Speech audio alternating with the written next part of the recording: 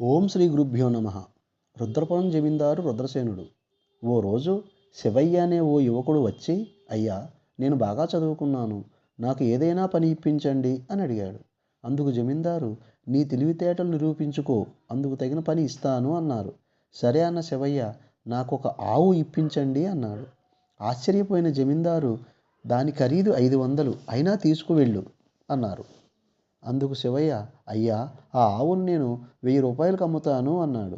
అది అసాధ్యం అన్న జమీందారు గారు, ఎవరినీ మోసం చేయరాదు అని షరతు విధించారు.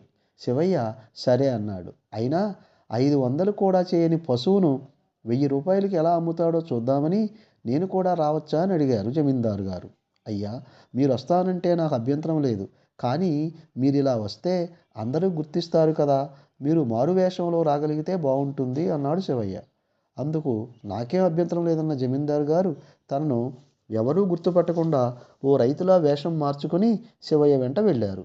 ఈలోగా శివయ్య, 1 రూపాయికే ఈ ఆవును అమ్ముతాను, కావలసిన వారు ఈరోజు సాయంత్రం గుడి వద్ద గల మైదానం వద్దకు రావచ్చని ఒక బోర్డు రాసి ఆవు మెడకు తగిలించారు.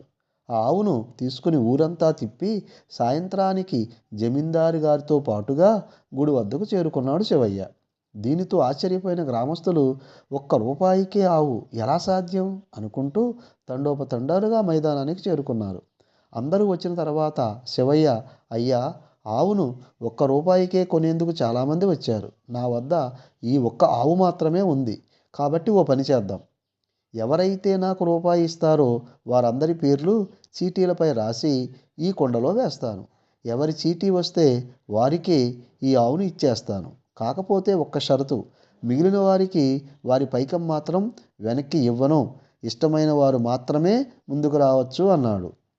వస్తే ఆవు, పోతే రూపాయి అనుకుని అక్కడున్న అందరూ తలా రూపాయి శివయ్యకిచ్చి చీటీలు రాయించుకున్నారు. వారి నుండి ఓ చిన్న పాపను రమ్మని ఓ చీటీ తీయించి ఎవరి పేరు వచ్చిందో వారికి ఆవునిచ్చి వేశాడు శివయ్య. మొత్తం లెక్క చూడగా 1200 రూపాయలు పైనే వచ్చినవి. దానితో ఆశ్చర్యపోయిన జమీందారు, నిన్ను మా ఆర్థిక సలహాదారుగా నియమిస్తున్నాను అన్నాడు. ఈ కథ వలన తెలిసే నీతి ఏమిటంటే, సూక్ష్మ బుద్ధితో ఆలోచిస్తే ఎంత పెద్ద అసాధ్యమైనా దానిని మనం సుసాధ్యం చేయవచ్చు అని.